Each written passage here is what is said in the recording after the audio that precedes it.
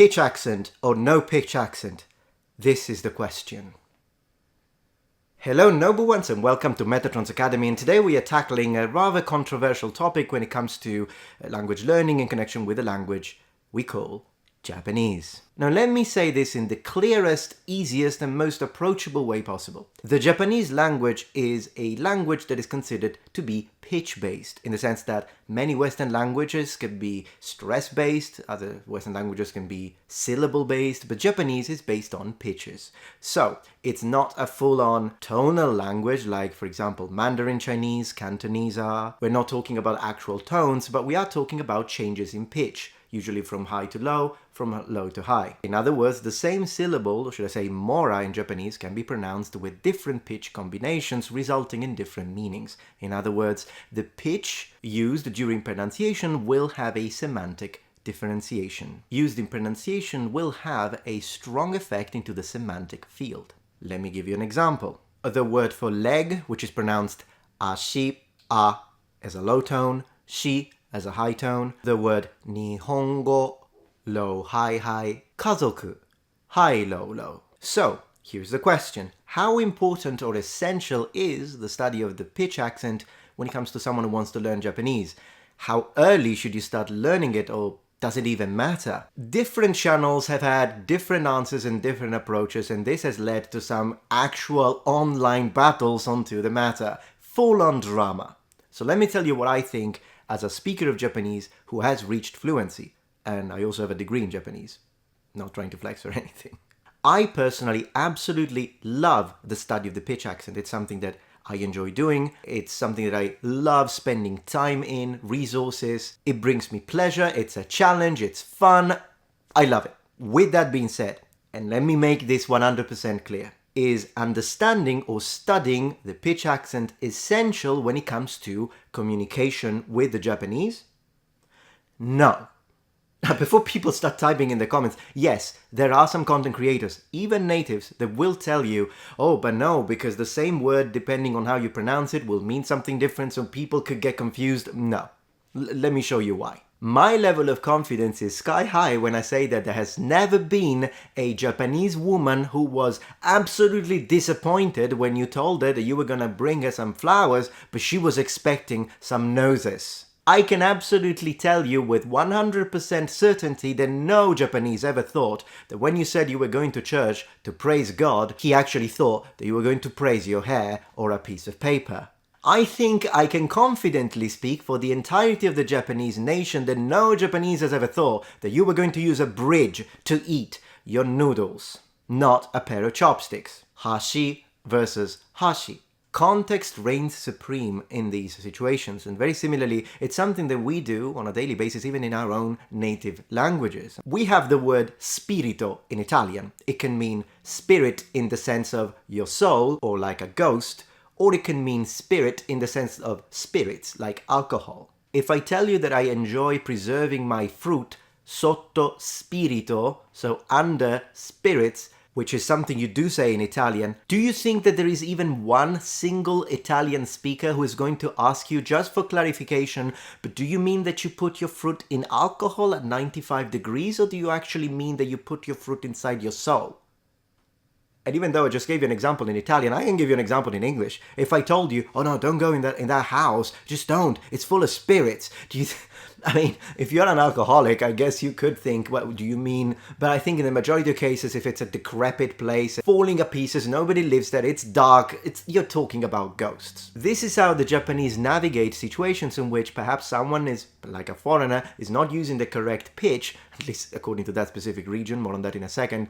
That's how they navigate it. They know exactly what you're on about because of context. And since I did mention region, when you study the pitch accent, you're specifically, in 90% of cases, studying the pitch accent based or according to the Hyojungo, so the basic standard Japanese form, which is based on Tokyo accent, but the pitch accent will change if you go to Osaka, if you go to Nagasaki, if you go to Yokohama. Well, Yokohama is kind of the same as Tokyo, but depending on where you go in Japan, the pitch accent will be different. So, what are the advantages of studying the pitch accent then, if it's not something that you need or require in order to both reach fluency and have no problems with communication? It will make you sound more proficient and closer to a native speaker. So if that's something that you enjoy, I do, then by all means, spend 5 hours a day learning the pitch accent. Is going to be great for you. But if you're not interested in that and you don't care that you have a foreign accent or that when you pronounce something it kind of sounds a bit off to the Japanese, then you don't need to. That's what I'm saying. It's a personal choice. So for the teachers out there, should you be teaching pitch accent to your students? It very much depends on the student. If it's a one-to-one, you can absolutely sit down with your student. I've done that myself and ask them, so there's this thing about the pitch accent. How interested are you in pronunciation? How much do you want to speak like a Japanese? How much do you want your Japanese to sound as authentic as possible? If that's something that really means a lot to them, and at the same time, as a teacher, you assess that they have the ability, like they're really good. You can tell they have a good ear. You think they have a great potential. Maybe they're relatively youngish. You can talk to them and then they can tell you, yeah, I'm really interested in this. So you start step by step. You don't overwhelm them with a million rules on the pitch accent, because otherwise their likelihood of giving it up will increase exponentially. But you start introducing it a little bit, tell them the general rules. You want to tell them what exactly is this pitch accent, then absolutely by all means do it. On the other hand, if you're teaching a student who maybe is kind of an elderly person, or maybe they really struggle with foreign pronunciation, adding a whole new layer of difficulty with the pitch accent might not be the best choice. And also, if someone is just not interested, they're like, no, you know what? I don't care. When I speak English, I have a thick accent. I don't care. Then you don't really need to. It's not that necessary. I love it. And I want to tell you, if you're interested in learning the pitch accent, you should absolutely subscribe to Dogen's Patreon. You'll find a link in the description. But I will also be releasing material on the pitch accent in Japanese if you're interested on this channel, because again, something that I personally enjoy, but it's not for everyone and it's not necessary. As one last thing in defense of the pitch accent, I have to say, if you take two people who are very fluent, one is also proficient on pitch accent and one is not, a Japanese speaker will always say the guy with the pitch accent has the best accent.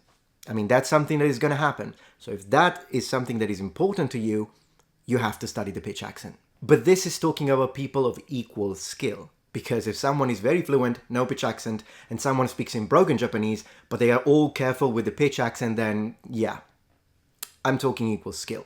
Now, having established all this, how difficult is this whole pitch accent situation? Well, there are rules that apply in general, and then there are a lot of exceptions. So, it is one of those things where if you already with like, I want to say 5-6 lessons dedicated to the pitch accent, you can learn all the general rules, the most general ones I'm saying, and already your Japanese will improve. Your pitch accent won't be perfect, but there will be plenty of situations where I mess up myself and I'm fluent in Japanese.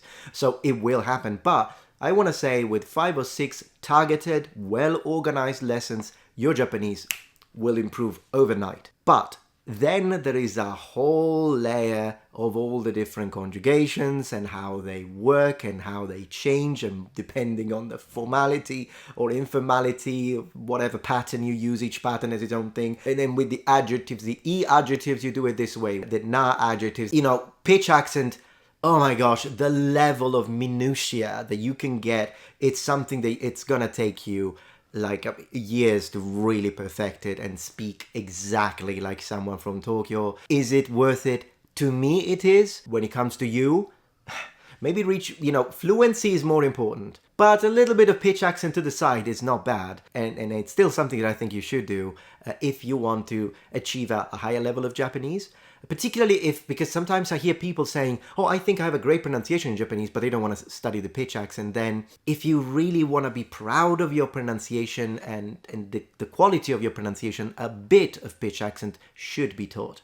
But how crazy you need to go into it, that's a case by case, person by person, and I don't think every person needs to do, for example, what I do when I go into a deep dive, or people like Dogen, or people like other content creators that really fixate on it. It's not necessary. It's in the way I'm trying to go with this. So, pitch accent is beneficial, but it can also be very dangerous and it can backfire, particularly towards students that feel overwhelmed because they have to take care of the kanji, or kanji. They have to take care of the kanji. They have to learn the completely different alphabets, hiragana, katakana. Then they have all the vocabulary. The pronunciation is already difficult for them. Maybe it's their first foreign language, so it's their second language, and then there is all this stuff about the pitch accent. I think the numbers of people quitting will be definitely higher, and this is something that as both language students, but also teachers and educators within the linguistic field of foreign language learning and training, is something that needs to be taken into consideration. Don't just think, oh, it doesn't matter, the pitch language just has to be done.